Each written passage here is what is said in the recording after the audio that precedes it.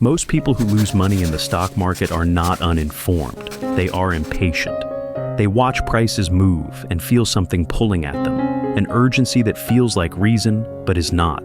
Benjamin Graham spent decades studying that pull, and his conclusion was uncomfortable. The biggest threat to your portfolio is not the market, it is you.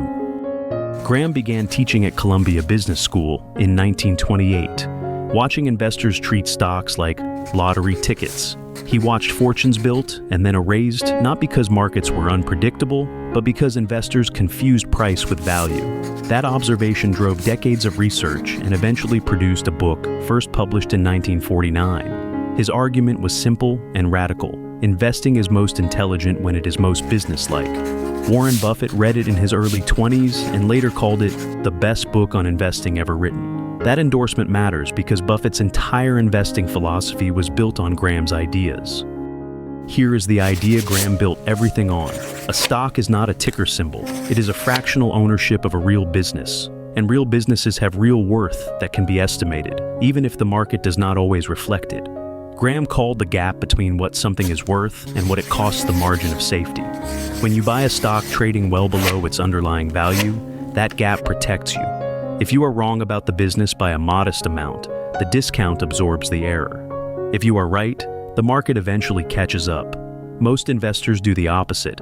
They buy because the price is rising and hope someone else will pay even more. Graham called this speculation, not investing. The distinction matters. Speculation can make money, but it is a different activity with different risks, and it requires a different temperament. Confusing the two is where most investors lose. Graham was not saying markets are always wrong. He was saying markets oscillate between excessive optimism and excessive pessimism, and that a disciplined investor profits by recognizing those swings instead of riding them emotionally. The next time you buy a stock, ask yourself, do you know what the business is actually worth? Or are you just buying because the price has been moving up? That question leads directly to Graham's most useful mental model. Graham introduces a character who may be the most useful figure in investing literature. He calls him Mr. Market. Imagine you own a share in a private business. Every single day, a partner named Mr. Market shows up at your door and offers to either buy your share or sell you his. Sometimes he is euphoric, convinced the business is worth a fortune, and his price reflects that. Other days he is terrified, certain the business is doomed, and his price reflects that too. Here's the thing, you are never obligated to trade with him. You can ignore him completely. His offer expires at midnight, and a new one appears tomorrow. This is how Graham wanted investors to think about the stock market. Daily price movements are not information about value. They are the mood of Mr. Market, and moods are not analysis. The investor who understands this has a fundamental advantage. When Mr. Market panics and offers you a great business at a terrible price, that is an opportunity. When Mr. Market is giddy and prices a mediocre business like a masterpiece, that is a warning. Most people do the opposite. They treat Mr. Market's confidence as a signal to buy and his fear as a signal to sell.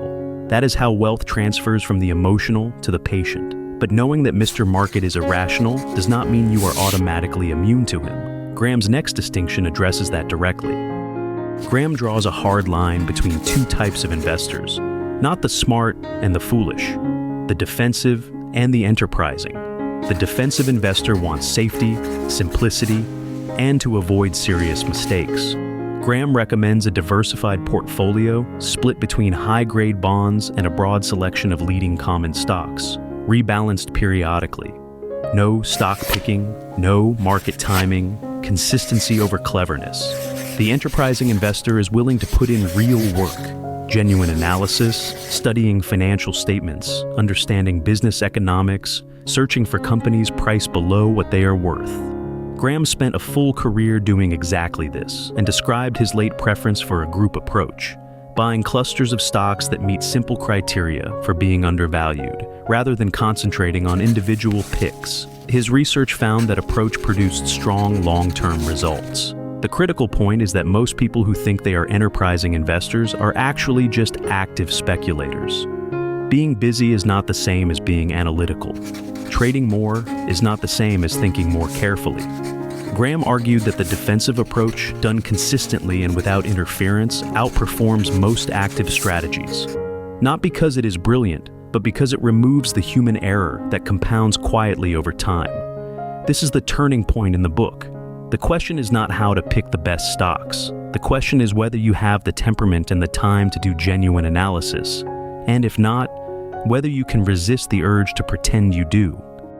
One of Graham's most underappreciated shifts was away from the brilliant individual analysis of a single company and toward what he called the group approach.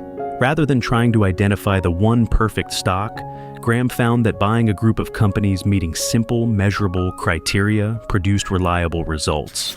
He looked for stocks where earnings yields were roughly twice the prevailing bond interest rate. He applied similar filters based on dividend history and asset value. Simple rules, applied broadly, no heroic forecasting required. What Graham discovered over 50 years of research was that these simple criteria outperformed more elaborate methods, not occasionally, consistently. His figures suggested results roughly double those of the Dow Jones over long periods. This challenges the mythology of investing, the lone genius poring over obscure financials to see what nobody else can. Graham concluded that image is mostly noise. Simple rules, applied without emotion, do the job better. This is practical. You do not need to predict which company will dominate its industry in 10 years. You need a filter that identifies cheap and the discipline to apply it without overriding it every time a compelling story makes you want to. Graham spent most of his career developing those filters. The book walks through each one in detail, but understanding why they work matters more than memorizing the numbers, and it leads to the question of how to actually use them. The hook planted at the start of this video pointed at you, not at the market. Graham's book keeps returning to the same uncomfortable place. You can understand every idea in this book. You can memorize the margin of safety, picture Mr. Market clearly, know the difference between defensive and enterprising investing, and still lose money, because knowledge and behavior are different things. Graham watched highly intelligent people make predictable errors. They sold during panics because the pain of watching prices fall was unbearable. They bought into bubbles because the discomfort of sitting out a rising market felt like failure. They confused a compelling narrative about a company with the actual analysis of its price. Graham's antidote was structure, rules set in advance that remove the decision from the moment of emotion, a pre-committed allocation, a rebalancing schedule, a simple checklist of criteria a stock must meet before you buy it. The book's most enduring line captures it plainly. Graham wrote that the investor's chief problem, and even his worst enemy, is likely to be himself. That is the resolution to the opening question. The market did not cause most investment failures. A temperament without structure did. One honest limitation.